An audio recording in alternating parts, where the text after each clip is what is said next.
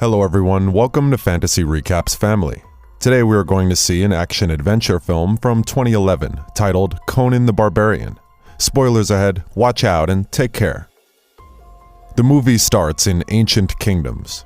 Many years ago, sorcerers who sought secrets of resurrection crafted the Mask of Acheron from the bones of kings and awakened its power with the pure blood of their daughters as dark forces of Acheron used its power to conquer the world. However, the barbarians vanquished Acheron warriors and broke the mask into pieces and divided it among the tribes to contain its power, and hid the shards for ages. However, prophecy told of a man who would try to reassemble the mask and rule the world. At the present age of Hyborian, filled with battles, a woman gives birth to a baby boy in the battlefield who would grow to be the main character in the movie. She named him Conan. Later in the Cimmerian village, the boy Conan is seen to grow as a teenager, taught into a warrior by his father, Corin, the chief of Cimmeria. His father forges Conan a sword by fire and ice. On the next scene, the barbarian Cimmerian village of Chief of Corin was attacked by an evil warlord called Kalar Zim, who wants the last piece of bone of the Mask of Acheron to resurrect his wife. Both Conan and his father fight against the army aggressively, but they failed. Zim uses his witch daughter Marique to find the hidden piece when the chief refuses to give it up. He burns down the village and even inhumanely kills Conan's father. Conan remains as the only survivor, swearing to avenge his father against Kalar Zim. Years later, the warrior Conan is a grown-up pirate now, fighting to release slaves from their captors with the help of a pirate friend, Artis. This is in his quest to find Kalar Zim, who killed his father. Later, when he is celebrating the victory with his friends, he sees a thief being chased by a guard, and Conan recognizes him as Lucius, the Kalar Zim's soldier that he cut the nose out of. Conan helps out the thief known as Ila Shan, who now says he owes Conan a favor. Conan lets the guards capture him, and once in the prison, he forces Lucius to tell him where Kalar Zim is. Conan forces him by torture, and he tells Conan of Zim going to Shaipur and whereabouts in Kal Kalbar. The following scene shows Kalar Zim marching into and attacking Shaipur Monastery with his witch daughter, where Marique believes that a pure-blood descent of Acheron lives, as required for the resurrection ritual to bring back his wife. However, the temple's master sends away Tamara, the girl sought after who is the only pureblood, to whom he had prophesied that she would meet Conan. As she escapes in a caravan of horses, Zim's soldiers pursue her. However, Conan appears and rescues the girl by fighting the soldiers. Back at the temple, Zim and his daughter search for the pureblood girl, but discover that none are of the pureblood. Zim questions the temple master as he reminisces of how he and his wife were pursued and her wife killed. After the master refuses to talk, he smashes his head to the ground, ending his life. Later, they receive reports that the pureblood fled. Next, we see Tamara urging Conan to take her back home, but Conan declines as he intends to use Tamara as leverage to reach the evil Kalar Zim. Later on, we see Conan arranging to meet Zim at Zaipur Bay using Tamara, the pureblood girl, as the prize for Zim. Zim is seen arriving on horseback at the meeting point to collect Tamara. He offers a reward, but Conan refuses and reveals that he intends to kill him instead. This leads to an entertaining fight between Conan and his adversaries. Zim's daughter, the witch, then summons sand ghosts from the sand to fight Conan.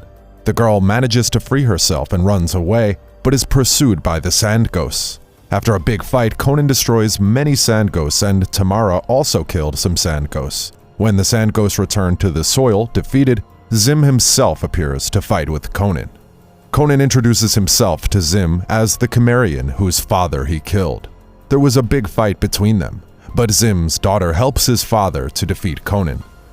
Alternatively, Conan opts to burn up the place with a torch and leaves with the girl Tamara as they escape by diving into the sea. Here, they're helped by Artis into his boat. In the following scene, we see them in the boat with Conan, who is still not satisfied and wishes to find and kill Zim. He decides to leave the girl in the hands of his pirate friend. While they let their guards down and sleep that night, their ship is attacked by Zim's men. However, thanks to Conan's battle prowess, they gain victory over the ambushers. At dawn, Conan bids the crew farewell and heads out, forgetting his map.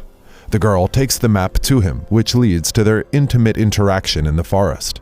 However, later as she returns, she is captured by Zim's men and the witch Marique. They take her to Kal Bar, where Zim resides. There, they test her blood and find that she is the true descendant of the necromancers of Acheron. Later, Conan finds her missing and sets out to find her. He heads out first to find the thief Elashan, whom he had saved before and owed him a favor. Elashan reveals himself, and Conan asks him to find a secret passage into Kalar Zim's fortress. Though Elashan calls it madness, Conan persuades him, and Ella opens a secret gate into the fortress. In the next scene, we see the girl in captivity with Marique and Zim, who aim to use her blood for the resurrection ritual to bring back Zim's wife.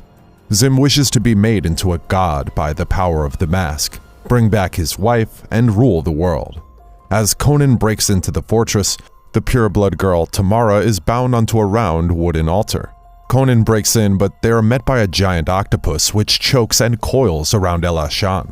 However, thanks to Conan, he is rescued after he stabs the beast, causing Elashan to be set free. They make it into the hall to find enslaved people and a guard who summons the beast again by throwing a slave into the water. The beastly octopus swings its claws, catching and drowning both the guard and Elashan. Conan frees Elashan by throwing in the head guard into the water for the beast, and both make off safely. Later, Elashan opts to leave after settling his debt, leaving Conan to find the girl alone. Meanwhile, through a slight cut on the girl's chest, the witch and Zim use the girl's blood and activate the skull, which comes alive. Zim wears the live skull and uses its power to call on his wife, Maliva. However, Conan disrupts the process. This leads to a fight between Zim and Conan, which causes the wooden altar with the girl to break off and fall, sticking on the walls of the hole. In an intriguing combat between the two, Conan frees the girl, who escapes, leaving Conan and Zim fighting. Later, Marique the witch finds the girl and they too exchange blows. Conan finds them fighting, which leads to the witch's death as they cut her hand and kick her into the fiery abyss. This makes Zim furious. He retraces the two and they continue their brawl. While Conan begins to win and Zim is down, the walls begin to break apart, which forces Conan and the girl to escape. However, Zim manages to get up and tracks the two. He tries to summon his wife, Maliva, whose spirit begins to possess the girl Tamara, who is being held by Conan from falling into the pit. Forced to choose, Conan breaks the ladder where Zim is standing and Zim falls into the abyss. Conan helps the girl up and they both flee from the collapsing fortress.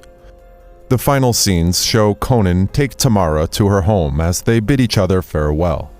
Conan appears reforging an iron sword as he reminisces about his father, and as he forges his sword in ice and fire.